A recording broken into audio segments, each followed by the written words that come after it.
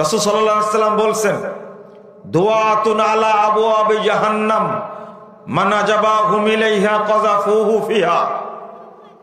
সাহাবীরা শোনো, এক শ্রেণীর আলেম, বহু দায়ী জাহান্নামের দরজায় দাঁড়িয়ে থেকে বলবে, এই দিকে আসো, তোমাকে জান্নাত দেব, এই দিকে আসো, আমার কথা শোনো, জান্নাত দেব।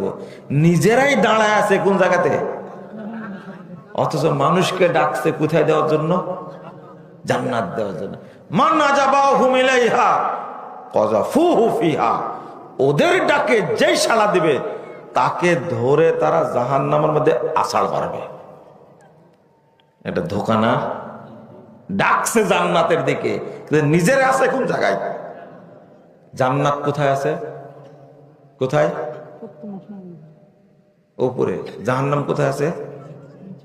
আরে দুইটা দুই জায়গা না এক জায়গা? এরা দাঁড়ায় আছে জাহান্নামের দরজায়, অথচ ডাকছে জান্নাত দিবে, দিকে আসে। কোথায় দিবে? জাহান্নামে। জাহান্নাম মান আজাবাহুম ইলাইহা কাযাফুহু ফিহা।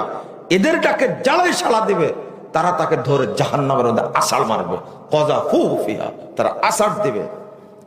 হুযায়ফা শুনে বলছেন, সিফহুম ইয়া রাসূলুল্লাহ, আল্লাহ রাসূল তাদের পরিচয় বলুন। আল্লাহ রাসূল বলছেন, হুম মিন জিলদাতিনা ওয়া ইয়াতাকাল্লামুনা বিআলসিনাতিনা। আরে ওরা তো আমাদের মতোই চামড়ার মানুষ হবে, আমাদের ভাষাতেই কথা বলবে, তবে একটা পার্থক্য হলো কুলুবুহুম কুলুবুশ শায়াতিন ফি জুসমানি ইনস।